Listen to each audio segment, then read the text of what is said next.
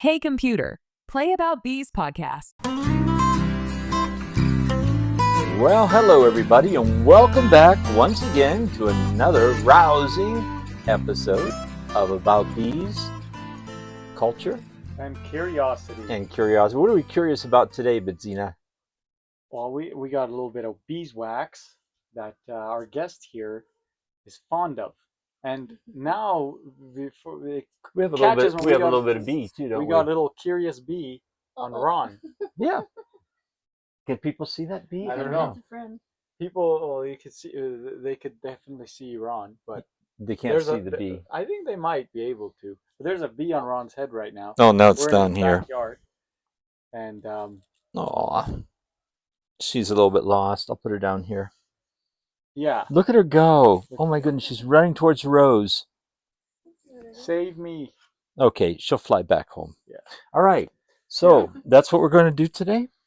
That's what we're going to be talking about. Actually, I'm so sorry. You were squishing her wax. Sorry. You squished my wax. I got a little nervous from that bee, and I started. That's okay. I have all of this. I started fidgeting. So we're in a backyard suburb area in Calgary, and we have a couple of hives in the backyard. And Rose had graciously come over for another interview, another chat about her work. But since she was here, Bidzina was here, I got them to do my arms and legs work with the bees today. So we went through the bees, and as a prize, this is what Rose is going to be able to take home. So yeah, and I kind of ruined the other little trophy. But we have quite a few but yeah, selection here. We're going on a tangent about beeswax, but we've never had an episode about beeswax. We did with Jesse. Oh, that's right. That was a good one. That was candle. That was a good one. But yes, it was 101. more about candle making. Right. You're right. I think beeswax too is really interesting because I think it helped push civilization further along, and we kind of take it for granted, but it's been hugely useful to people for so long. Yep. For a variety of uses. What would people have done with beeswax, say, 2,000 years ago? Well, they certainly would have made candles, like we discussed. Cosmetics. 2,000 years ago, people didn't wear cosmetics. Yes, they did. No, they wouldn't. They were beautiful back then. They didn't need anything. They used it actually for waxing their head and their armpits and things like that. It controlled parasites and things like that. Ooh. So Ooh, I guess they needed makeup then. Yeah. They're covered in parasites and stuff. Yeah, beeswax is a magical thing. It is. Yeah. And I think Ron told me this, but in the Catholic Church, you can't use a candle that's less than 51% beeswax. I don't know if that's still true, but at one time, not that long ago, say back as recently as the 1960s, and then for 2,000 years before that, it had to be 100% pure beeswax. Right. And then beeswax got so expensive that they decided as long as it's got more beeswax than paraffin or artificial fillers, then they could use for the mass. Yep. They could use candles that were not 100% pure beeswax. Now today, I don't know. They might have changed it again. Yes, and and some you could even say go as far as the bees exist in North America because of the Catholic Church. Well, that's partly true. I would. A lot of people don't. Honeybees, anyway. The honeybees are here because, well, let's not say that they're here because of the Catholic Church, because most of the settlers in New England were not Catholic. They were Protestants. But they brought it over for religious purposes to make candles. They probably did, yeah. Because they brought them over on boats. And why else would you do this? For honey. Why not just bring honey? Beer. Boatloads of honey. Doesn't beer? It expire? Oh, beer, yes. Honey beer? And why not just bring bees? I might be wrong. I'm not a historian, but mead and several beers were made from honey and bee products and things like that. And the monks were actually they were famous for beer. I don't know. They were famous for being big boozers too, because I mean, if you're gonna live in a Yeah, if you're gonna live in a monastery, and get up at 4 in the morning, Yeah, why not? and yeah, then you're gonna have a lot of beer. Yeah. Yeah. Hmm. And they would need the bees for that. They need it certainly for the wine that they made. That's the mead. That's a wine, but the beer, sure. Yeah. I imagine they would have. I guess Yeah. why I'm kind of circling around this Okay. Catholic topic like a vulture. Yeah. This is, rest in peace to Pope Francis. Yeah. He passed away on an astronomical Sunday, Yes, he did. on Easter Yeah. Sunday, Easter which is Sunday. I don't know. I think Easter Monday. Easter Monday was Yeah. it? Okay. Yeah. Yeah, which was I think profound in the beekeeping world. I don't know the connection there with the candles and stuff. Right. And Right. yeah, Well, a lot of the bees were introduced into South America for certain because of the Catholic missionaries, and they brought bees with them in order to be able to have the candles. I think the people in New England were more interested in the honey, and in fact, the first person to be a pauper, to go broke, to live in poverty, the first person in North America to have that distinction was in the town of Newton, Massachusetts. Can't remember. His name was Eels, Eels, Eels. So this guy went bankrupt because he was the village beekeeper, and he just couldn't make enough honey to afford to live. So the town got together, and this was like in the year 1640. The Pilgrims came to North America in 1620. right. The Spanish preceded them by quite a lot, but they were more towards the south and not Yeah. in the New England area. And this guy, so only 30, 40, 20, 30, 40 years after the first Europeans from England settled in New England, we had the very first person living in poverty. That was a beekeeper. And the town got together, raised some funds to kind of support him, to keep him alive so that he could keep keeping bees because people wanted the honey. It's just that it wasn't worth enough and they couldn't make enough. That's not a very good area for honeybees. And the state like Massachusetts, Connecticut, all that entire area around there, your average production is usually, even these days, not much more than 40 or 50 pounds a year. And in those days, it was probably a lot less. And you come out west, and we're making 100, 200 pounds per hive per year. So he's the village idiot. yeah, that's another way of saying the village beekeeper. Yeah. Mm-hmm. Yeah. You just had a passion. Yeah, well, Sounds like don't something we I would all? do. Yeah, like me. Yeah, I know. It's the somebody you know.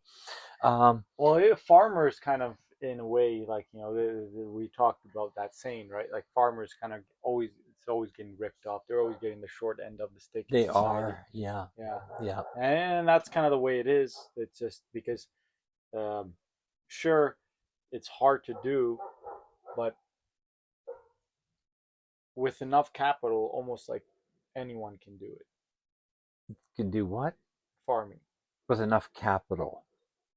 Yeah, And but but yeah, I guess you could. you could invest that capital and just stay home and watch TV.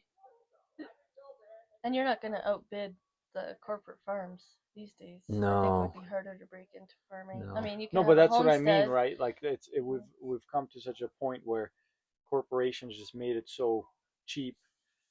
I mean, it's not. There's no need anymore for to be that local farmer. Right, right. It's really tough. That's the toughest part. If you want to be the small local farmer that's got a few acres and you're Yeah. growing strawberries and sweet corn, and expecting people to drive out.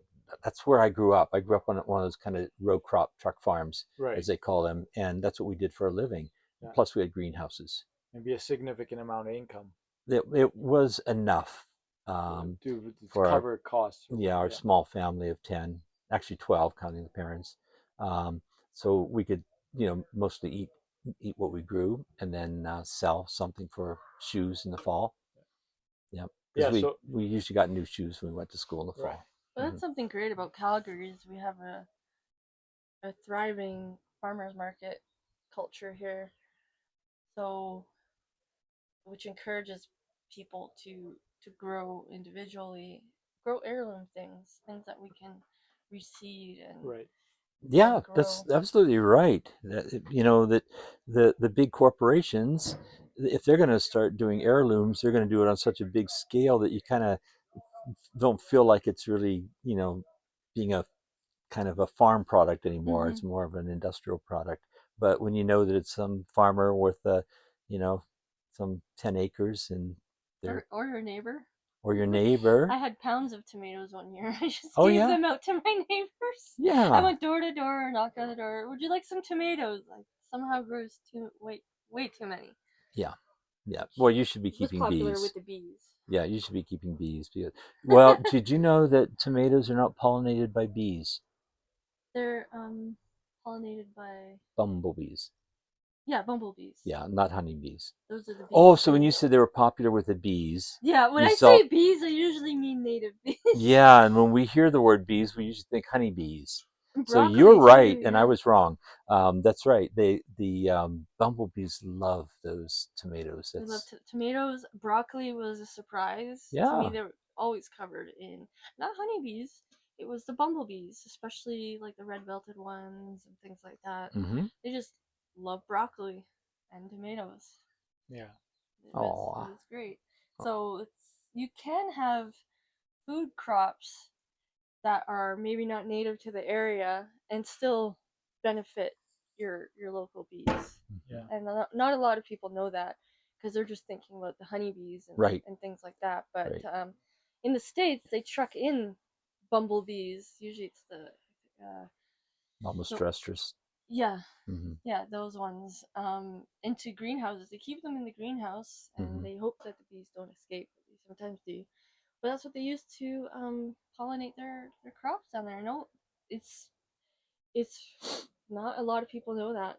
They don't even consider it, to them everything is done by honeybees. So it's so important that we, for our personal crops and our small farms and everything, that we make sure that those native bees are getting what they need. And our honeybees, because our honeybees have built civilization with us. We'd like to think so. They're that important that they built civilization. They helped. Yeah. So we're with Rose today. Rose, you've been on our podcast before. Yes. And the last time you were here, we were talking mostly about your training of dogs and how they're used to sniff things out. Yep. And so tell us, just get us up to date a little bit. Where are you? Do you still have one dog, two dogs? Are you training them? And what's going on? I have the one dog still, and what we're waiting for, and what we didn't get last year, which is the keystone of this operation, is we really need some what's it called, isolated Foulbrood samples, American Foulbrood samples, and I have not had great success in getting that because, for one thing, people don't want to admit they have foul brood, so they're not going to tell you, hey, come to my farm, I have foul brood. And secondly, our provincial apiculturists, they're really busy inspecting all these places. So I'm hoping this year I'm going to reach out again, because really Molly's ready to go. She knows how to isolate smell, and she knows how to indicate and everything like that. It's just a question of getting the resources that we need. That is so important, and especially this year, because I've heard that there's quite a few hives have collapsed and things like that. I don't know. I kind of feel like they say that every year, but this year it seems to be more in the news, at least. So Especially really down like in the to get States. this. I'd really like to get this project up and going before it's a problem in Canada for sure. But it really depends on getting those samples. So if you're out there and you know what, It's beekeepers. also, it's not always just about solving problems for beekeepers and stuff, or just it's you know this is an innovative uh, process practice that you're developing. Just that alone has merit, whether alone if there's a problem or not, because that is kind of debated, right? There's enough merit in it that science is spending a great deal of money trying to develop robots Right. that can do what a dog can do, and they're not even close yet. Right. Like I mentioned before, dogs can detect cancers and various diseases and everything like that, based on like the most minuscule, like even I don't want to say like a single cell, but Like the most minuscule just a sample. few molecules of the Mhm. scent in the air, and they can pick that up, And and they know even what that rats is. can do the same thing. Let's stick with dogs. I don't want Yeah. us to. There are no rats in Alberta, everybody. No, I'm talking about African poached rats. They do work in Cambodia and Africa, fighting tuberculosis and fighting landmines. So if you're Oh, interested in that, you can definitely Google that subject. But it just goes to show that and if you're in animals really Cambodia, are the key. and if you're in Cambodia, If you're and in you see Cambodia, and you see a three-legged pouched rat, you giant know that it rat, was this out in the about this field big. and it had discovered a landmine. Yeah. That's why it's three-legged instead of four. They are too light to set them off, but Oh, they're lucky for if a them. human accidentally walks on there, Oh man, what people do to people, huh? yeah. Yeah. But they've been hugely successful, so that's there's a lot of hope there. Yeah, there Yeah. is. That's great. I hadn't heard that these rats could be trained Mhm. to find things like that. So it just goes to Mhm. show with our dogs here, there's really no limit to what we can do. Yes. We just need the backing. So the backing, yeah, this is a good chance to actually plug what you're trying to do. So I'll try to explain it because I'm a mansplainer, and then you can fix it, okay? I'll fill in the blanks. Yeah, or correct everything I say.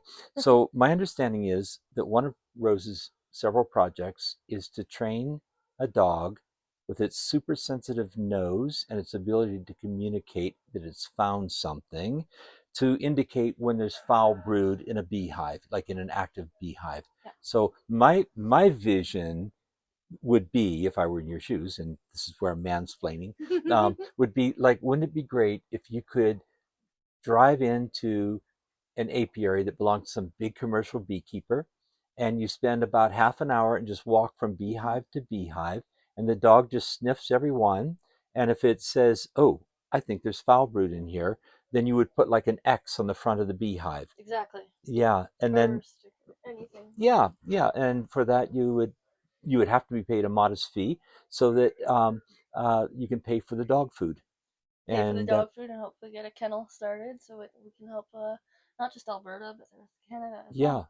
yeah, I think that would be an absolutely great thing, and I do hope that this catches on. Yeah, me So, too. so if there are people listening who would be interested in being involved, send a note to this podcast, and we will get a hold of Rose and say, look, Rose, we think there's a beekeeper who would like to participate. If you're in Alberta, of course, that would be the best because she's right here in Calgary. But if you're elsewhere, yes, Bidzina, Why don't we do this with the BeeCube, with Herman's? He has 22 beehives in a shed. does he have foul brood?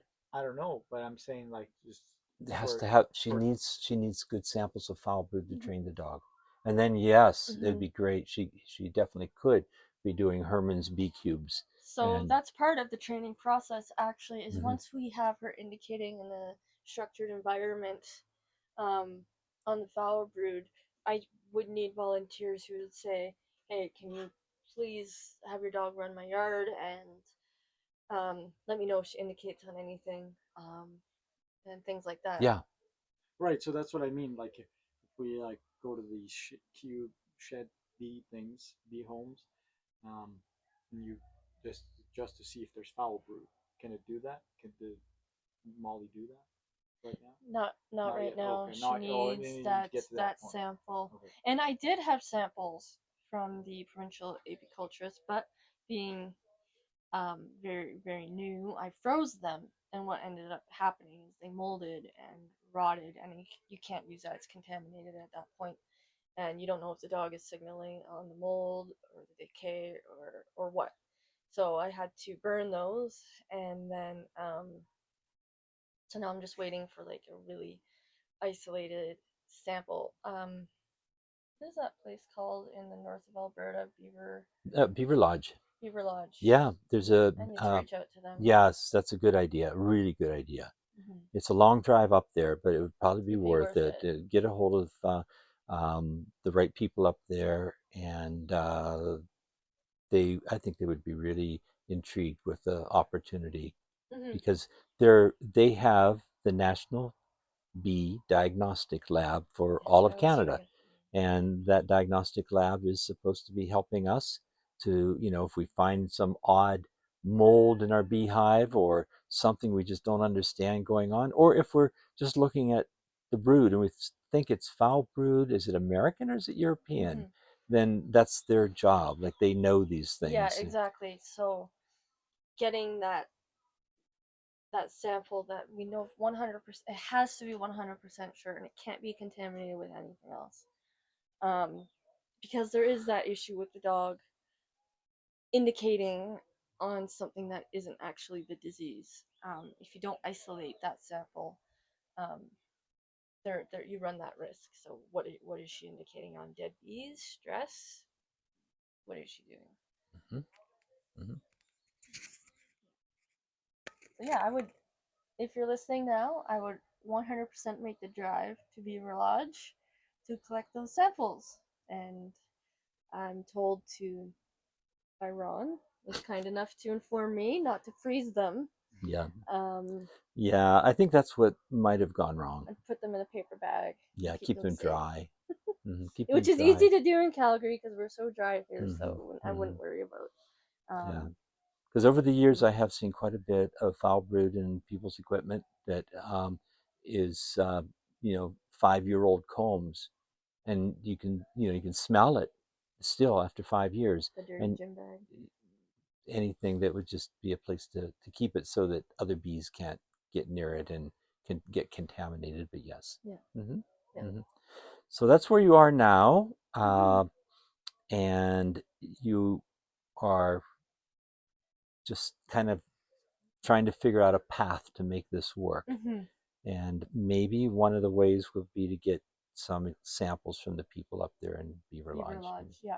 try I that did again. reach out to them last year, but I'm sure they get hundreds of emails and people reaching out. And the problem is when you're that busy, you just don't know what you need to address, right? So um, if somebody has a contact there, it would be an in for me to get what I need.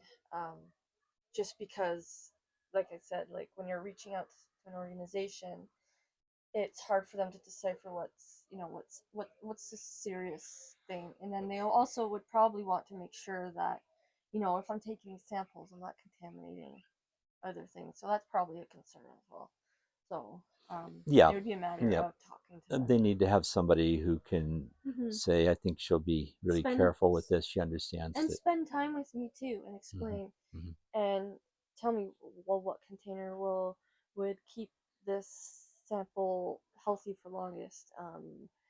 How, like, what I should do if I think it's gotten out, who do I contact, or what Hmm. have you. I'm sure there's a lot to learn about keeping these kinds of things safe. I mean, people spend years in school before they become laboratory assistants and things like that. So um, I'm sure they would like to spend some time with me to make sure that I actually will keep the sample safe. Hmm. Hmm. Hmm. It all sounds really good. And you're still really keenly interested in the native bees, which you've mentioned a Mm-hmm. couple of times already. Yeah. Now we saw honeybees today. What did you think of them? Oh, I think they're just so cute. I love all of these. I mean, the native bees are really cute, and they have like all bees. I just think they're the cutest. They're the fuzziest little things. They have the cutest little faces. And today, actually, when we were in the beehive, I was watching as the bees would communicate with each other. They do this thing with their antenna where they kind of touch in certain spots to let them know what they're thinking and stuff like that. And it's just the cutest thing. I could sit and watch honeybees all day, and I probably would if I had a hive in my yard. But I don't think the condo would like that too much. Well, have you asked? I should ask. I thought about bees as a couple of things honeybees could do for me. They provide the honey and everything like that, but also kind of be a because it's just two ladies living in my home. Maybe they might keep people away. Yeah. Like, have guard bees. Like, is that a thing? Maybe I could make that a thing. That sounds You good. could order bees for your That's good. enemies. Like, A there's- box of bees for my enemy. I'm lucky. I don't have any enemies. But yeah, no, I thought about that. You know, I live in an area that's a bit rougher, and I would Mm, be worried too that the bees would get pestered and things like that. yeah. Other people too. So Yeah. number one priority is the bees. They need to be safe and well kept and things like that. So. Mm-hmm. Mm-hmm. Mm-hmm.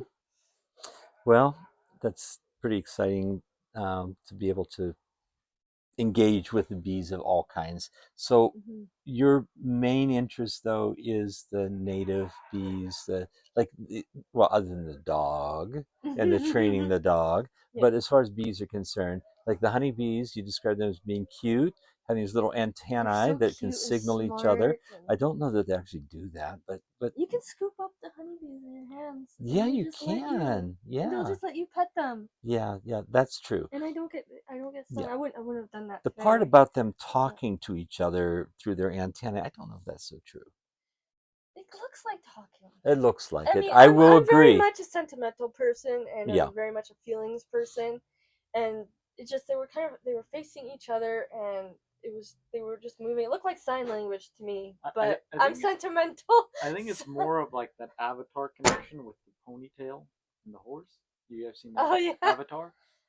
I think The it's blue people. Yeah, the Well, blue people. I Yeah. think that's what the bees are Yeah. doing. Okay. Okay. Well, one thing they probably were doing today, and it may have occurred during that communication session, is today is one of those beautiful days where the temperature reached about 19 or 20 Celsius, Mhm. which is about 65 to 70 or so Fahrenheit. Mhm. And it was a day where the bees were bringing a lot of pollen in those two hives behind us, Yes. and They were. also they're bringing in nectar. And they Mhm. hadn't been bringing in much nectar until now in Were the they year. feeding each other? So, Were they one's feeding the that's other? right. So the way How the does that work? bees, yeah, what the bees typically do is a forager bee will come back to the hive, and it's not the forager bee that looks for a place to deposit the honey. Instead, the forager bee looks for another bee to hand off the honey through mouth That's to mouth. probably exactly That what was they happening. transfer it. Yep. Yeah, Mouth to Sounds yep, mouth. right. yeah. That's so Mouth to mouth, cute. yeah. yeah. And then that second bee is the one that will find a spot inside the hive. So that second bee is a little bit younger than the forager bee. And that second bee gets to be a little bit older, it will also become a forager. But the forager bee then just deposits its honey without having to look for an empty spot or where to put it in the cell. It doesn't spend time doing that. It usually I call them tanks because they're bees that are designed at that stage in their life to just accept the food coming in from the field and get that nectar and hold it inside their tank and then look for a spot to deposit it. Meanwhile, the hardworking foragers are already flying back out to the flowers again. So that's efficient. And That's true of bumblebees as well. They do that. and that depositing, the process, actually the enzymes in the stomach is what makes nectar into honey. It helps, yeah, it helps break down the sugars that are in the nectar so that it becomes simpler Yeah. sugars. Have you heard the thing that they say about honey? They say it's bee vomit. I don't think that's quite true.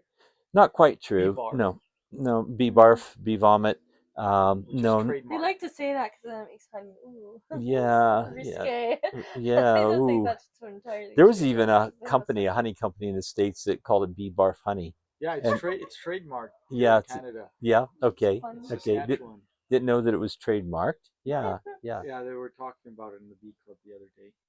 Cool. Yeah. Yeah. Oh, that's so Didn't know it was trademarked in It Saskatchewan. was recently trademarked, like 2 years ago. Okay. The name Bee Barf. Yep. Yep. Yeah. So the bees have a tummy that is connected to their intestines, and that's where they get their nourishment.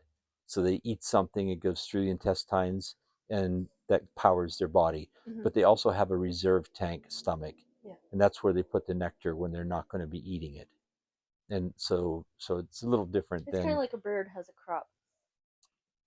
Honey kind crop, of what's it called? a honey crop. We all want a big honey crop. You think we're going to get a big honey crop this year, Bidzina? I think so. Yeah.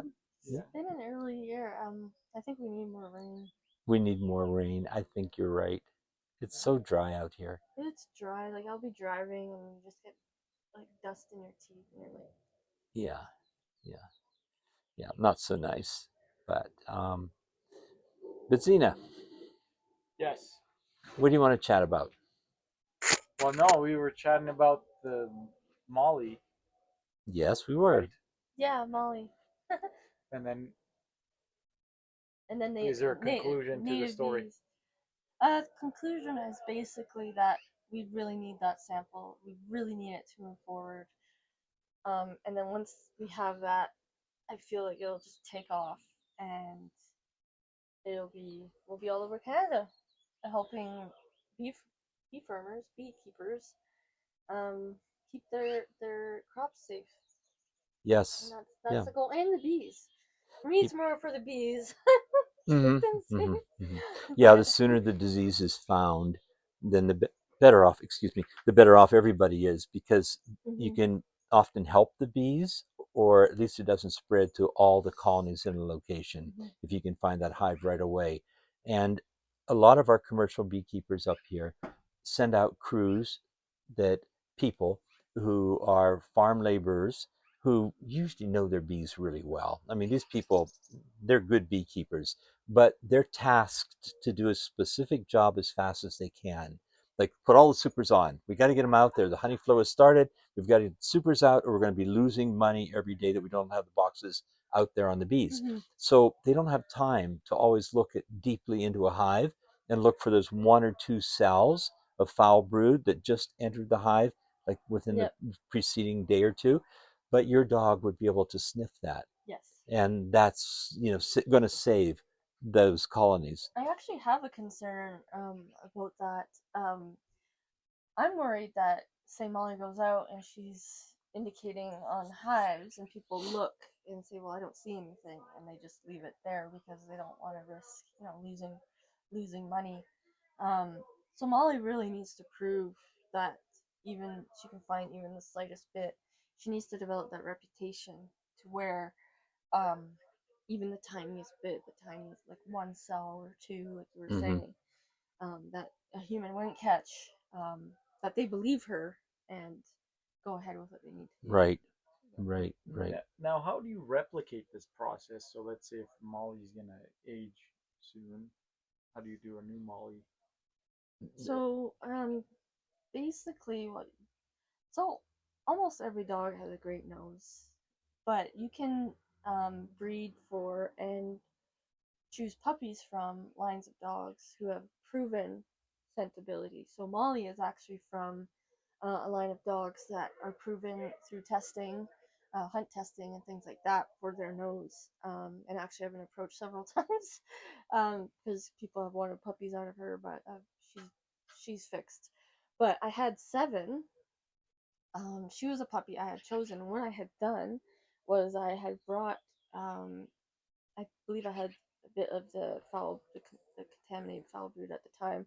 I brought it with me when she was only about 5 or 6 weeks old, and of all the puppies, she showed the most interest. Like she was hooked on it. She didn't get bored right away. She didn't do anything like that. And again, these puppies were from proven hunting dogs and things like that. So you would have to be really choosy of your puppy, but it's not unheard of. Like German Shorthair Pointers, you can pretty much guarantee if you go to a good breeder, you're going to get a dog with a good nose. And a dog with drive that wants to work, that wants to spend that 5 hours, on the road, hmm um, looking at hives in the evening or whenever. Like Molly will work until she collapses.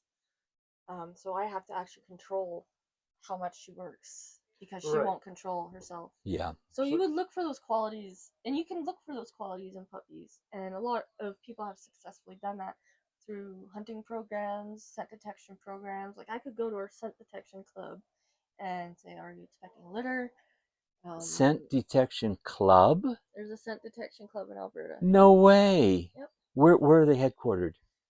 I don't know. I think Calgary. Okay. I know there's the Calgary Tracking Society, which Whoa. is one, and then there's the scent detection. Molly, I took her to a scent detection class, and she beat out veterans. She was Mm-hmm. that good. Mm-hmm. Like I Did didn't even need to tell her what to look for. she got a diploma?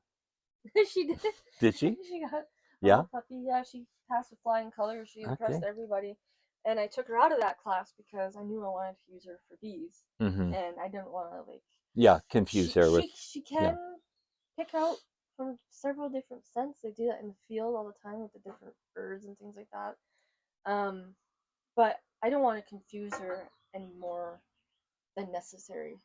I really want her to focus on that one thing, which is the American Foulbrood. Mm-hmm.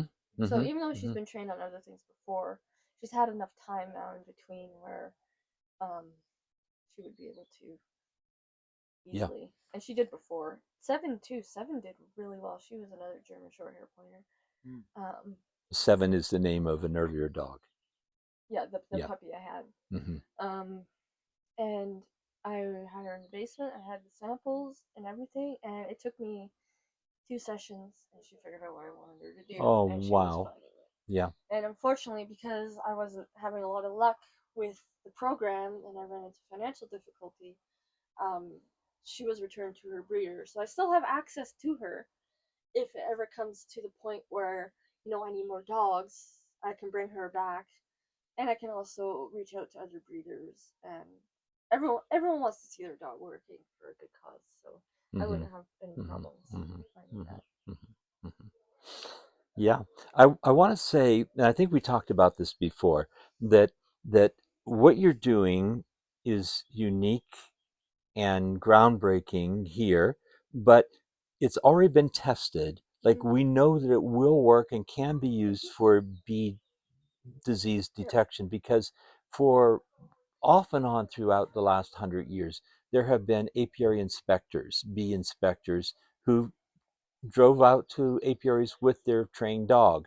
And this was a little different than the situation we're talking about that you might be pursuing, in that they were legal representatives of the government and they were just using the dog as one more tool. So if the dog pointed out, look at this hive, and they didn't see anything, they would keep looking and looking until they did see it.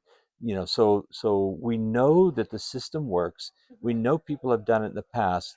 I just don't think anybody's really made a business, which I think could work. I think it would. I think it would take off. I mean, if I'm a producer and I have hundreds of hives, why wouldn't I want to curb a disaster? It just makes sense. And speaking to what you said, we actually have programs in conservation where dogs are finding things like turtles, and Alberta has a program at our border for dogs that find mussels, invasive mussels, and things like that. So your boat's not coming back into Alberta if that dog indicates that you have mussels. So we have, like you said, so much precedence.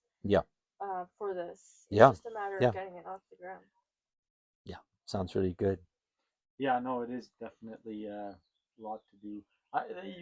There is a business case for it, but yeah, you gotta validate it. You gotta have that minimal. And I did create a business. I am registered in Alberta as Dogs Find Bees. So if you Google that, you'll find my blog. You'll find my email. I have a website. So just Google Dogs Find Bees. I've been trying. That's all one word, one big long word. Dogs Find Bees. Yep. DOGSFIND BEEEES. BEES. Okay. Dogsfindbees.com. Yeah. .ca.com. It's .com. Yep. I believe, yeah. Okay. And then they would have, I think you have a beautiful blog, by the way. I've been reading it. Thank you. And you're such a talented writer. Oh, you're a good writer. I love You're a very writing. good writer. I can tell. And so anyone who just wants to know more about this whole enterprise and the ideas here, it's a nice place to just pass some time and learn. And they're nice pictures in there. Yeah, you almost always have some photographs. Yeah. I try to put photographs. I need pictures. So I try to include that. Yeah. Like today, I would have really loved to get a picture of those two little bees. Yeah. Sharing their sharing their nectar. That would have been Yeah. really cute. So I will be here more. That would be with my fine. camera ready. That'll be fine. You're certainly welcome to come back again. I hear some noises in the background. I hear a dog. I hear people chatting. And right now, I smell the disgusting smell of fried food, burnt food, grilled food.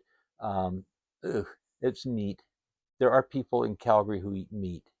Yeah. Do you eat meat? Occasionally. Bidzina eats occasionally meat. Yeah. And Rose, We do just you, had a do you eat meat? fast.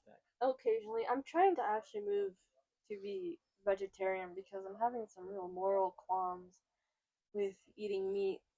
Like I said, I'm sentimental, and I kind of put animals on the same plane as myself sometimes. So I can't reconcile. I'm having a hard I time. understand. I understand what you're saying. I feel very much the same way, and I'm also an occasional meat eater. And whenever I do eat it, it can be so delicious, and I feel like, oh, this is so sad. It, right? There's a lot of guilt They there. say if you get a strong enough microphone, and when you're cutting lettuce, you can hear it scream. Oh no! I certainly don't believe that. Not literally screaming. Like their cells are being ripped apart. There's no question about that. But they are not. As far as anyone has ever known, they're certainly not sentient in the way that an animal is. They won't come running if you call their name. That's kind of what I use as a guideline. Like I'm kind of okay with chicken, fish. Certainly, I'm okay with. Birds can be really intelligent, I had but fish, and they do come when they see you walk when they into a room. see you walk in the room because I'm going to get fed. But no, I'm talking about, if you've got 4 dogs over there and you call out the name of one of them, that one will get up and come running over to What's you. your position on cats then? I've actually eaten cat. Oh yeah? Yeah. I have a relative who was a guide for hunters in southern Arizona along the Mexican border and even into Mexico, I think. I'm not really sure about that part, but uh, she had a mountain lion, and I had to try it and it was, I have to say, it was delicious. It was, it's white meat, but to think that it was a cat, that's just one time I tried it, and I was quite young then. I didn't know any better. I didn't know any better. But my idea right now is, I grew up on a farm, and I start to feel sorry for all those animals that I remember that I didn't really treat them as equals. Like I just kind of slapped them on the side or pushed them, where they had to go, without really stopping to think that maybe this animal, kind of has feelings. Yeah. That's what I kind of get hung up on that a lot, especially if I'm watching a documentary about animals or something. I get worked up because I'm like, how does nobody else have empathy for these creatures? It just feels like an uphill battle. Even with bees, I had planted a beautiful pollinator garden in my front yard for the native bees, and my neighbors knew that I had done that and what I was doing, and they had the weed man or something come by and spray pest, and I was just, I have a heart. Like it's not, you're not just killing them, but they suffer with those pesticides. Yeah. It breaks my heart. I understand. I have to push it down sometimes to get through. My sentimentality, I have to just push it down. Yeah. Yeah, you gotta just drown them in a big barrel. Okay. That's one quick suffocation. Okay. Yeah. The feelings or bees? Or both, I guess. Huh. Bees don't drown that easily. No, They can actually stay underwater for a couple hours. they can. I've had that actually occur, and yeah, and by accident, they were being set aside for some research, and they ended up in this tube of water, and they were stuck down inside. And when we noticed it and dumped the water out and put them out on a couple layers of a paper towel so they would dry off a little bit and let them warm up, they revived. And like it wasn't like for days that Yeah. they'd be It's, gone, a few but hours. yeah, a few hours. Yeah, yeah. Wow. Yeah, people wonder. They're like, "Oh, a flood just came through.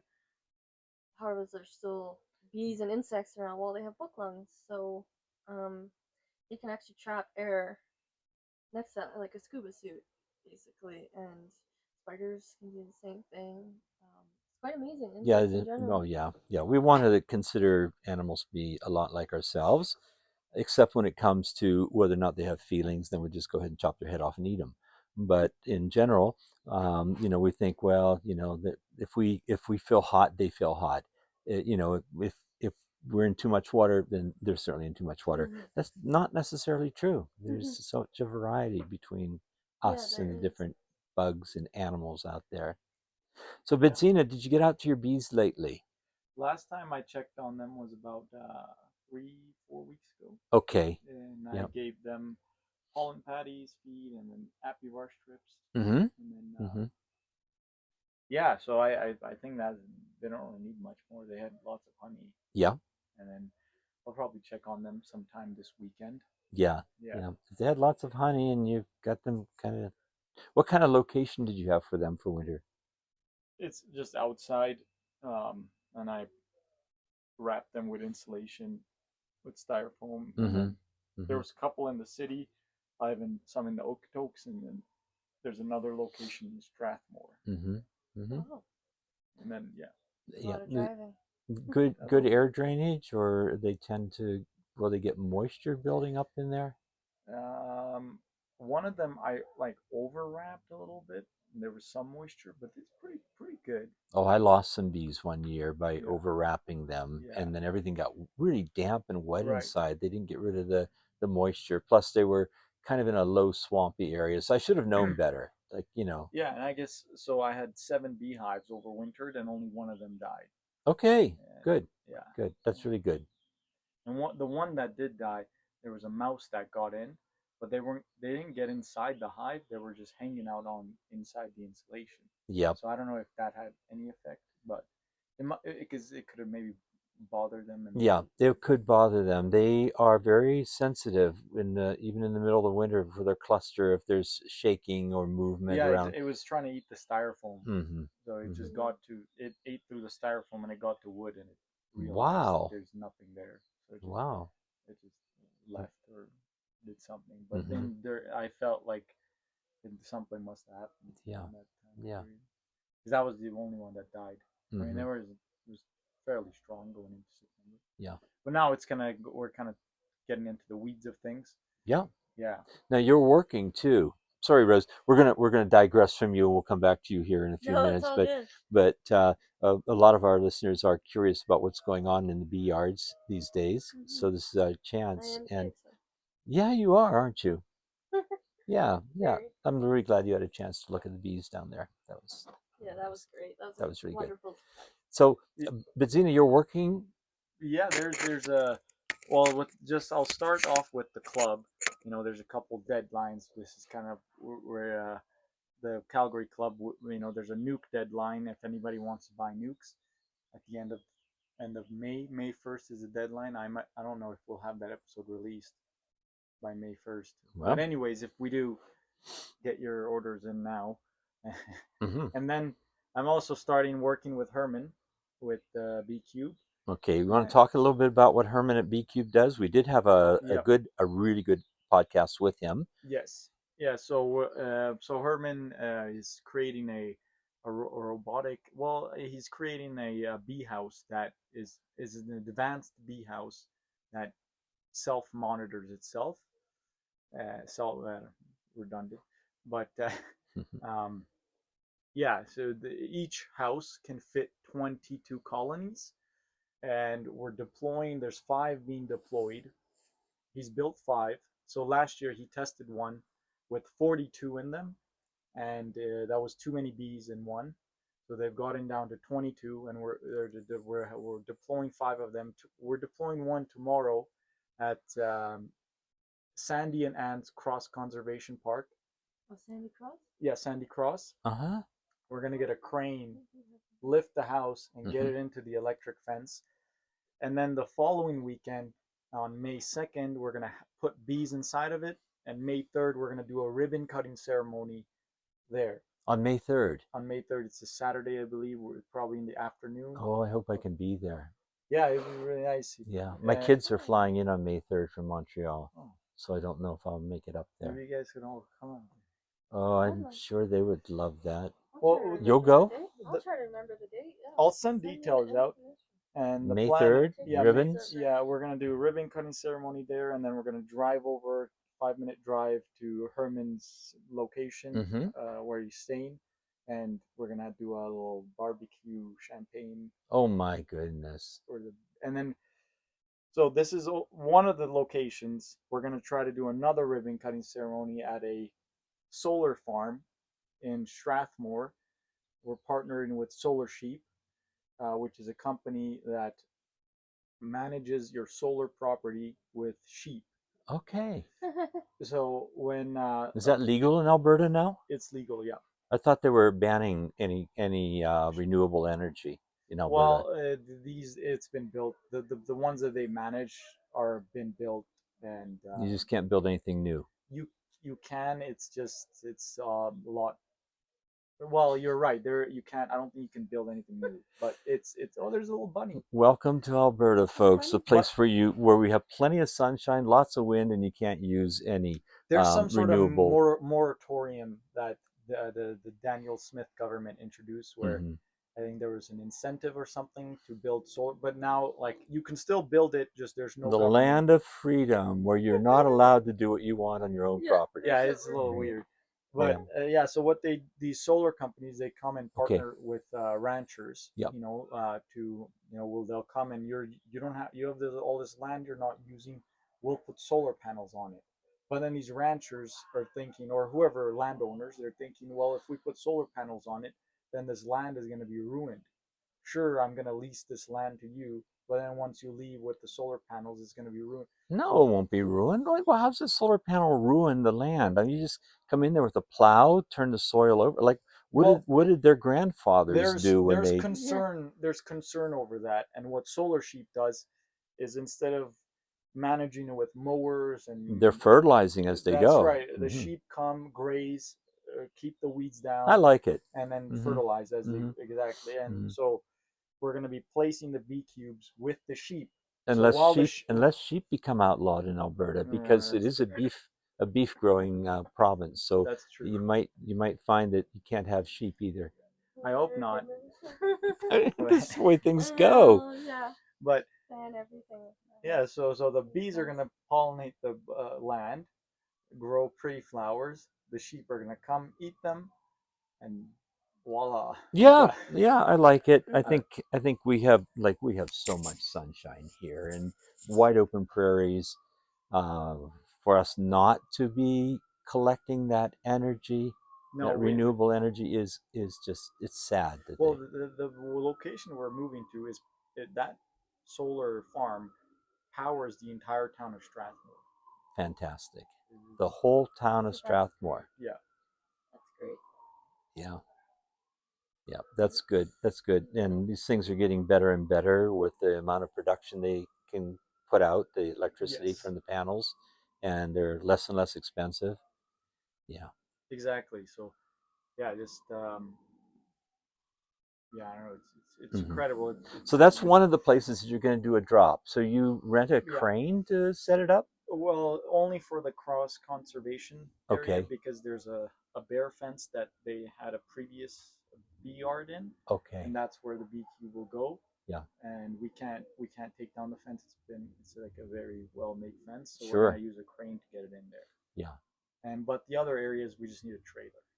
And then it rolls off the trailer. That Herman was telling us about that on one of the. So, folks, if you're really curious about what this is all about, picture those buildings that they have in the Swiss Alps or in Slovenia on the side of a mountain, and they have all these beehives stacked indoors, where you can walk inside behind the hives and you can do some work with them, and then they have their entrances to fly out. Except that this is really well designed modern system with recyclable materials, Yeah. and Very special insulation as well, not readily available. a But lot it's of monitoring Yeah, a equipment. lot of monitoring equipment as well. Yeah. They're going for about $25,000 without bees, Mm-hmm. and yeah, the Yeah. 5 of them have already been Snapped up. snapped up. Yeah. I'm not exactly sure the arrangement. Yeah. But it's Yeah. been Mm-hmm. it's been a called for whatever Mm-hmm. account. Mm-hmm. Yeah. We'll get Herman back on here Yeah. too. That would be interesting to follow up and see, you know, what. It would. Mhm. And I was thinking of actually if we do a podcast at the cross conservation area with the BeeCube in the background. Yeah. We can come. I'll bring a portable table, Mm-hmm. and we'll do what we just do here. That would be so nice. Yeah. Yeah. Yeah. Sounds like Rose, you could come too with Molly. Yeah. Yeah. Let her hang out with the bees. you bet. Well, I was thinking this BeeCube thing. He's got 22 beehives, and we're not dealing with Foulbrood from what I understand. But if you do get like a validated thing, that would pretty much you just go and like check it, and then Mm-hmm. yeah, Mm-hmm. That Molly would be a great resource for that. right. Sure. Well, I think we're kind of close to the time that we had allocated for tonight. It's getting later. It's starting to cool off. We're all starting to shiver a little bit sitting out here. Calgary is such a beautiful place to live. Our temperature is so mild during the day, just beautiful sunshine, and then it chills down overnight, which I mean, I would much rather have that. I've stayed in Ottawa, in Toronto, and so on, and you can't breathe at night all night long. You got windows open, you've got air, fans going. Now, of course, it's all air conditioned. It's just so muggy and humid. But here, it's nice and dry and pleasant. But it's getting chilly. Yeah, it is. We've covered a It's gonna lot be of 6 material. degrees. Yeah, we did cover a lot of material. Yes. So Rose, is there anything that you want to touch on before we close up for today? I'm kind of catching you off guard, but if you reach out to people one more time. Yeah, so again, we really need help with getting those samples from Molly, but also I do work with native bees as well. So if you or someone has a bumblebee hive that's, maybe in the way of where your children play or something like that, don't call an exterminator. Reach out to me and we'll do our best to get that moved for you. So I just wanted to make sure that we remember that that's part of something that I do. And I also need volunteers to host bees in their backyard. So if that's something you're interested in as well. You need volunteers to host the wild bumblebees. right? So you can move them. Yeah. When you find them, you move them. Because the important part with those is when I move them, we need to make sure there's enough forage for them. So locations that have a lot of flowers, native or otherwise, if you're that person, just reach out and let me know you'd like to host some native bees. That sounds great. I hope that people will do that. That's absolutely fantastic. Nice that you're doing this, and we'll try to help you along as much as we can and through the podcast. And I might be able to find somebody up at the Beaver Lodge Diagnostic Center that could help with your plan too. That would be wonderful. Yeah, there are a few people I know that are still up there. So yeah. All right, everyone. Forgive us for this audio quality if you're hearing something new. We're testing, we're experimenting, but join us next week for a fresh episode about bees, culture, and curiosity. 8 a.m. Mountain Standard Time. Don't say 8 a.m. You'll never get it off at 8 a.m. Monday Mountain Standard Time. Like that's not realistic. It was just for a while. For a while, you did really well with that. It did get actually pretty hard. You had finals, exams. You're just about wrapping up your university career. Yes, it's been getting Yep, and so you got really busy. Yeah, I was a little under the weather, so I couldn't work too much for a little while, and we got behind, folks. So this is only our second recording for the month of April, and today's April 26th, I think, isn't it? It is. Yeah. Is so it Saturday today? yes, so the month is almost over, Wow. and So we do apologize for those things, but we're here sporadically Yes. with the best bee podcast in the world. The best practical beekeeping podcast in the world. Oh, I don't know about that. We're more into culture and More curiosity. called Yeah. the You best curious beekeeping. That's right. That's right. There are some Cult. really good practical beekeeping podcasts out there, some really good ones. And if you're not listening to them, shame on you. No, they're You heard doing. it from Ron. You got the only podcast you need to listen to is this one. Thanks, folks. You gonna take it home? Yes, thank you everyone. Join us sometime next week. Thanks, Rose. Thanks, Bidzina. Bye.